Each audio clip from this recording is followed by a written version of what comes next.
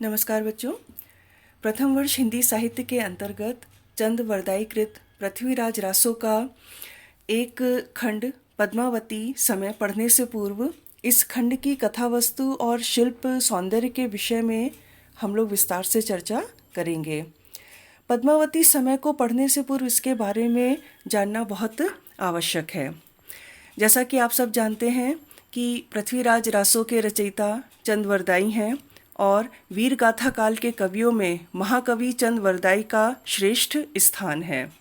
वे महाराजा पृथ्वीराज चौहान के राजकवि और मित्र थे। उन्होंने महाराजा पृथ्वीराज के जीवन की प्रमुख घटनाओं को आधार बनाकर पृथ्वीराज नामक रासो काव्य की रचना की। आचार्य रामचंद्र शुक्ल इसे हिंदी का प्रथम महाकाव्य मानते हैं। इसमें महाराजा पृथ्वीराज की वीरता का विस्तार के साथ वर्णन किया गया है और ये हिंदी के महाकाव्यों में सबसे बड़ा ग्रंथ है।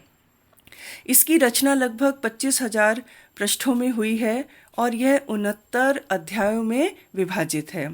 यहाँ पर बच्चों आप लोगों के लिए एक बात ये जानना बहुत आवश्यक है कि इसके समस्त अध्यायों को जो नाम दिया गया है वो समय कहकर संबोधित किया गया है। जैसा कि आपकी पाठ्य पुस्तक में इसका जो एक खंड है उसको हम पद्मावती समय कहकर संबोधित करते हैं।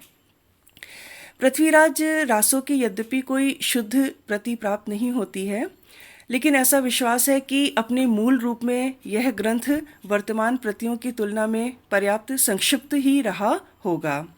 जिस समय इसकी रचना की गई थी उस समय तक मुद्रण कला अर्थात छपाई का आविष्कार नहीं हुआ था। उस समय श्रेष्ठ काव्य ग्रंथों की हस्त लिखित प्रतियां तैयार की जाती थीं। इन्हें राजसभा में सुरक्षित रखा जाता था। कवियों के वंश में भी इसकी धरोहर के रूप में रक्षा की जाती थी, परंतु खेद की बात है कि भारतवर्ष पर मुगलों के आक्रमण के कारण वीरगाथा काल के काव्य ग्रंथ अपने मूल रूप में प्राप्त नहीं होते और यही स्थिति पृथ्वीराज रासो की भी है। यही कारण है कि इस काव्य में बाद के कवियों द्वारा अनेक प्रसंगों का समावेश कर दिया गया, अतः इसीलिए इसकी प्रामाणिकता पर अनेक प्रश्न उठाए जाते हैं। आज हम लोग इस पद्मावती समय को पढ़ने से पूर्व इसकी कथा वस्तु क्या है, इसके कथानक को जानना बहुत आवश्यक है।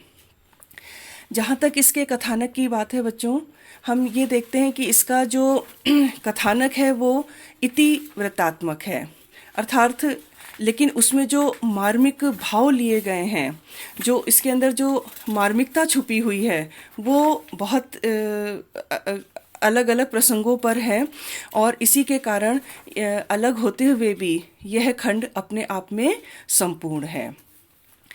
इसका कथानक इस प्रकार से है कि पूर्व दिशा में समुद्र शिखर का राजा विजयपाल था, जिनकी रानी पद्मसेन थी और इन दोनों की एक पुत्री थी जिसका नाम पद्मावती था। पद्मावती अत्यधिक सुंदरी थी। एक दिन वह राजमहल के बाग में सखियों के साथ क्रीड़ा कर रही थी और उसी समय उसकी दृष्टि एक शुक पर पड़ती है। शुक उसके अधरों को बिंबाफल समझकर अपनी चोंच चलाता है और पद्मावती उस शुक को पकड़ लेती है। शुक अर्थात तोता, और उसे स्वर्ण पिंजरे में बंद कर देती है।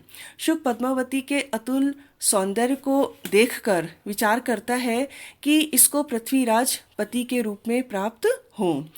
एक दिन पद्मावती उस शुक से तोते से उसके देश और उसके राजा का नाम पूछती है। तब वह तोता पृथ्वीराज के शौर्य और सौंदर्य का वर्णन करता है।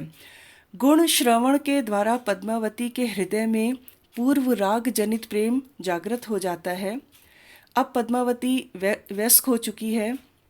उनके पिता विजयपाल पुरोहित को वर की खोज में भेजते हैं और पुरोहित कुमाऊं दुर्ग के राजा कुमोदमणि के साथ पद्मावती का लग्न चढ़ाकर आते हैं। कुमोदमणि बारात लेकर समुद्र शिखर नगर चल देते हैं और पद्मावती शुक द्वारा पत्र भेजकर पृथ्वीराज को अपने हरण के लिए बुलाती हैं। पृथ्वीराज चामुंड राय को दिल्ली का प्रबंध और शासन सौंपकर सेना सहित समुद्र शिखर नगर की ओर प्रस्थान करते हैं। शहाबुद्दीन को पृथ्वीराज के दिल्ली छोड़ने का समाचार मिल जाता है और वो भी पृथ्वीराज का रास्ता रोकने के लिए अपनी सेना लेकर निकल पड़ता है। पृथ्वीराज शिव मंदिर में गौरी पूजन के समय पद्मावती का हरण करते हैं। विजयपाल और कुमोदमणि की सेना उनका पीछा करती हैं। वे दोनों को पराजित कर पद्मावती सहित दिल्ली की ओर प्रस्थान करते हैं। मार्ग में शहाबुद्दीन की विशाल सेना के साथ उनका युद्ध होता है, जिसमें पृथ्वीराज गौरी को पराजित कर बंदी बना लेते हैं और पद्मावती सहित दिल्ली के समीप दुर्ग के मंदिर पर पहुंचते हैं। यहाँ पृथ्वीराज पद्मावती से विधिवत विवाह करते हैं और शहाबुद्दीन को दंडित कर छोड़ देते हैं। इसके पश्चात वे राजमहल में प्रवेश करते हैं। वहाँ आनंदोत्सव मनाया जाता है। इस प्रकार हम लोग देखते हैं बच्चों कि इसकी पद्मावती समय का जो कथानक है वो इतिवृत्तात्मक है। इस इतिवृत्तात्मक कथानक के भीतर अनुभूतिपूर्ण मार्मिक स्थलों की कमी नहीं है। अब हम बात करेंगे, अभी तो आपने पद्मावती समय के उस कथानक को जाना जो आप अभी पढ़ेंगे, परंतु इसके साथ अब मैं यहाँ पर आपको इसके कला तत्व, पृथ्वीराज रासो के जो कला तत्व की जो शुद्धता है, जो सौंदर्य है, उसके विषय में भी आप लोगों को कुछ बताना चाहती हूँ। इसमें वीर रस को प्रमुख स्थान प्राप्त हुआ है। इसी कारण, वीर रस के कारण इसमें ओजपूर्ण भाव जो हैं वो उपस्थित होते हैं। राजस्थान के चारण कवि वीर गाथा काल में के युद्धों में सेना के साथ स्वयं जाया करते थे और अपनी कविताओं से सैनिकों का उत्साह बढ़ाया करते थे। नित्य प्रति के युद्ध को देखने और उसमें भाग लेने के कारण उन्हें वीर रस के लिए आवश्यक तत्वों का अनुभव हुआ करता था। कविवर चंद्रवरदाई के साथ भी यह बात इतनी ही सत्य है। उन्होंने वीर रस का व्यापक चित्रण किया है और उसके सहायक रसों के रूप में उन्होंने रौद्र रस, भयानक रस तथा विभत्स रस की भी उत्पत्ति अपने काव्य में यथास्थान की है। वीर रस के पश्चात हम देखते हैं कि पृथ्वीराज रासो में श्रृंगार रस को मुख्य स्थान प्राप्त हुआ है और श्रृंगार रस के संयोग और वियोग दोनों ही पक्षों का कवि ने बड़ा मार्मिक चित्रण किया है। इसी प्रकार नीति से संबंधित जो उनकी उक्तियां हैं उनमें कवि ने शांत रस का भी पर्याप्त समावेश किया है। अब जब बात आती है पृथ्वीराज रासो की भाषा को लेकर, तो हम देखते हैं कि पृथ्वीराज रासो की जो भाषा है वो तो डिंगल और राजस्थानी भाषा है, किंतु इसमें संस्कृत, प्राकृत, अपभ्रंश, ब्रजभाषा, अरबी, फारसी आदि विभिन्न भाषाओं के शब्दों का प्रचुर प्रयोग भी हुआ है। इसी कारण इसकी भाषा जो है सर्वत्र एक जैसी ना रहकर स्थान स्थान पर बदल गई है।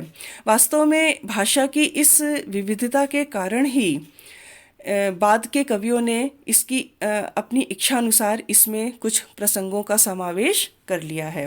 परंतु जब हम बात करते हैं पद्मावती समय की भाषा की, इस खंड की भाषा की, तो इस खंड की भाषा हम देखते हैं कि वो आधुनिक ब्रज भाषा के निकट है और इसी कारण भाषा के इस आधुनिक रूप को देखकर इसकी प्रामाणिकता पर संदेह किया गया है। परंतु कुछ भी हो, पद्मावती समय की भाषा पर यदि हम विचार करें तो वो बहुत ही सफल रूप में हमारे समक्ष आती है। भाव, रस और पात्रानुकूल भाषा का प्रयोग यहाँ पर सर्वत्र हुआ है। शब्द चयन, पद प्रयोग की सार्थकता, भाव प्रतिफल, ध्वन्यात्मकता तथा काव्य सौंदर्य की दृष्टि से पद्मावती समय की जो भाषा है वो बहुत अधिक सफल है। इसी प्रकार हम देखते हैं भाषा और रस के साथ साथ कवि ने इसमें काव्य गुण का भी समुचित प्रयोग किया है। जहाँ पर वीर रस का प्रयोग हुआ है वहाँ पर भाषा में ओजपूर्ण भाव आ गया है, अर्थात काव्य गुण जो है वो ओजपूर्ण रहा। और जहाँ श्रृंगार रस के प्रसंग हैं वहाँ पर माधुर्य गुण से युक्त भाषा का प्रयोग हुआ है। इसी प्रकार हम देखते हैं कि छंद पद्मावती समय में छंदों का प्रयोग प्रसंग और भावों के अनुकूल हुआ है। इसमें छप्पय, दूहा, गाथा, पद्धरी और भुजंगी, इन छंदों का प्रयोग चंद्रवरदाई ने बड़ी कुशलता से किया है। चंद्रवरदाई को छंदों का राजा कहा जाता है। भाव भंगिमाओं के साथ छंद परिवर्तन करने में चंद्रवरदाई का कौशल जो है वो देखते ही बनता है। इस प्रकार हम देखते हैं कि उन्होंने, चाहे वो छंद की दृष्टि से हो, काव्य गुण की दृष्टि से हो, रस की दृष्टि से हो, भाषा की दृष्टि से हो, प्रकृति चित्रण की दृष्टि से हो, और प्रसंगानुकूल या भावानुकूल उन्होंने शब्दालंकारों और अर्थालंकारों का बड़ा समुचित ढंग से प्रयोग किया है। अतः हम इस रूप में कह सकते हैं कि पद्मावती समय जो खंड हम पढ़ेंगे वो अनुभूति और अभिव्यक्ति दोनों ही दृष्टि से बहुत अधिक सफल है। सजीव वस्तु वर्णन तथा इतिवृत्त के भीतर अनुभूतिपूर्ण प्रसंगों की योजना से काव्यात्मकता निखर उठी है। वीर रस की पौरुषता के साथ में श्रृंगार रस की कोमल और स्निग्ध व्यंजना यहाँ देखते ही बनती है। मैं उम्मीद करती हूँ बच्चों कि आप लोग पृथ्वीराज रासो का जो पद्मावती खंड हम लोग पढ़ेंगे उसके कथानक से, कि उसकी पूरी कथा क्या है, उसे भली भांति परिचित हो गए होंगे। और साथ ही कवि चंद्रवरदाई ने पद्मावती समय में जो इनका जो कला तत्व है उसका किस प्रकार से कितना सुंदर संयोजन किया है उससे भी भली भांति अवगत हो गए होंगे। इसके अगले खंड में हम लोग इनके छंदों का पढ़ना प्रारंभ करेंगे। धन्यवाद।